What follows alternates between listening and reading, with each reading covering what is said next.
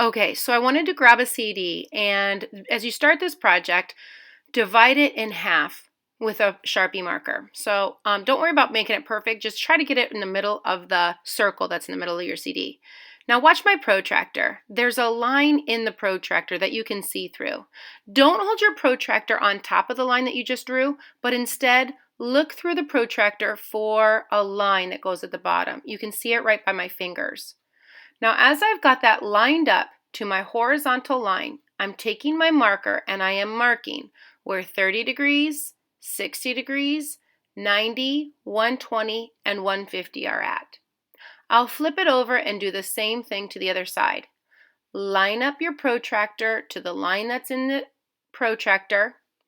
You want to line those two things up, and again mark 30, 60, 90, 120, and 150. Once you've done that, go ahead and connect your lines for your 90 degrees and 90 degrees so you have a T. Okay, so here we go. Once you've done that, the rest of it gets pretty easy. I'm going to connect each of my dashed lines to the dashed line on the opposite side. You'll notice that my protractor goes right inside. So match up that line to the center of your protractor and the opposite side. You'll end up with 12 lines going all the way around your CD. Now, once you've done that, start thinking about shapes or designs that you can put onto your CD. You'll notice that I started out with a simple triangle, and I went all the way around my triangle, and it comes up with a really cool design. These two curved lines, I'm doing the same thing. Once I've drawn a petal shape or a curved line, I'm going to continue that in all 12 sections. Same thing with my ovals. Lastly, let's grab some permanent markers now and start to color. You can see how those simple shapes really came up with really cool designs by the time you repeat it all the way around. That's why it's radiating. And when you color, please continue some of the same patterns and ideas with your color. Now, on to additional items. What do you think? When I started this out, I thought it kind of looked like a flower. So I grabbed some tape and I put that onto the back and made a stem as well as some leaves with oil pastel. I thought that this would look pretty cool as turned into a flower shape. Once I've grabbed my oil pastels, I'm going to continue adding on some different kinds of flowers, oil pastels for different colors and patterns into my work. So you'll notice my purple paper has got colors that I thought would go well with purple paper. Blues, whites, highlights, and shadows. When I grabbed my red paper, I was thinking about colors that would look really good on red paper. Some oranges, maybe some yellows, some reds. They all kind of match warm colors and cold colors. Whites are like highlights, neutral. They'll go with anything. So penciling it out, then your oil pastel patterns and designs and colors. Lastly, outline in black and cut out. Once you've drawn, shaded in, and colored all of your pieces, go ahead and cut those out and start thinking about how you might use those in addition to your CD project. I'm going to start placing those on randomly on the paper and adding in some extra background to make this project believable. My CD seems so foreign compared to an outside landscape, so I just thought it needed some more additional items into this project to really help it make it feel like it fits in. Once I've added those items onto my paper, I wasn't quite finished.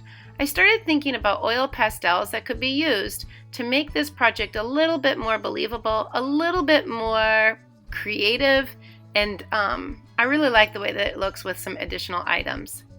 So thanks for watching and hope you have fun creating your recycled CD.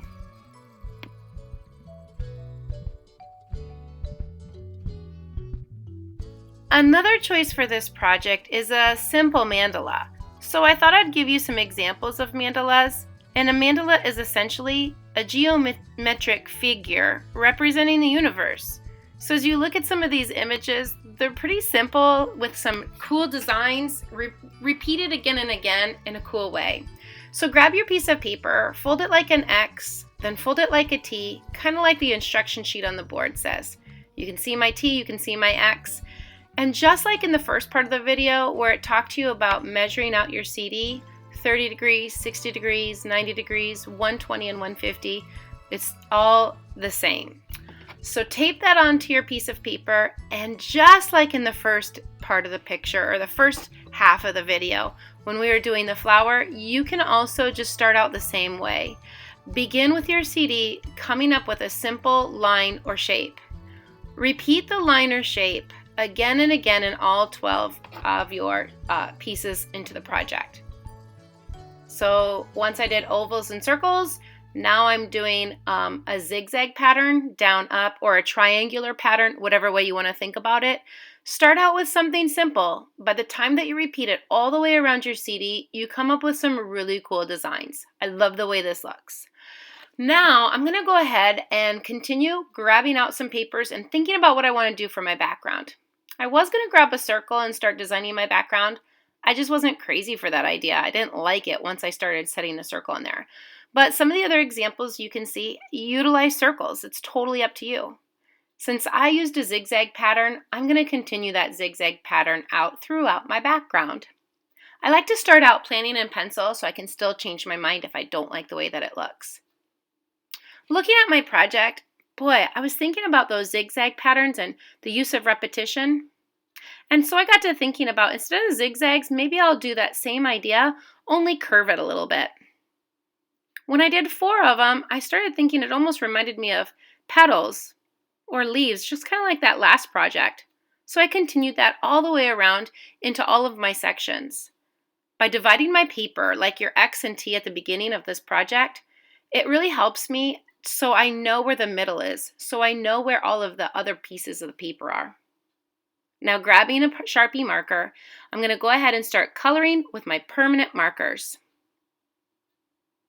Just like in the first project, color your CD with permanent markers, and that's all you'll use permanent markers for.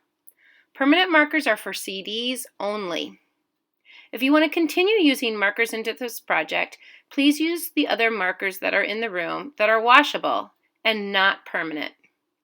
Permanent markers are very expensive, so we're only going to be using them on surfaces that need permanent markers. I'm going to start grabbing a black and start darkening up some of these pencil lines that I designed into my background. I was thinking about continuing with marker, but I also wanted to have some variation and value into my project, so I started thinking about layering my colors. I grabbed some crayons and I started adding my yellows and my oranges to let those colors mix, allowing me to provide some more value into a project like this.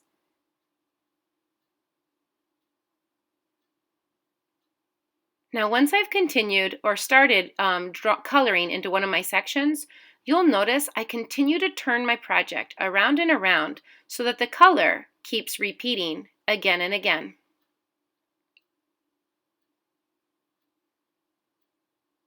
Boy, I didn't really want to do the whole background in crayon, so I grabbed some markers and I thought about, again, that use of value, using dark to outline to really make some of that other color that's on the inside stand out. So I'm just going to go ahead and take my marker and start outlining and then filling in those spaces with crayon. Once I fill it in with crayon, it provides a really nice contrast of lights and darks, but I felt like I could probably add a little bit more design into this project, and I like the way that different materials will allow me to layer some items into this project. So I've used marker to outline, I've used crayon to fill in or color in that space, and now I'm using oil pastels to make an interesting pattern onto my color. I used some spirals to add in to this part of the project. I love the different colors, the different values of green that you can see here. Marker, crayon, and oil pastel. Boy, I love the way that background looks. I'm going to continue using that same idea throughout the rest of my patterns. Marker to outline, crayon to color in, and oil pastels for any pattern that I'd like to apply. Thanks for watching. I hope you have fun.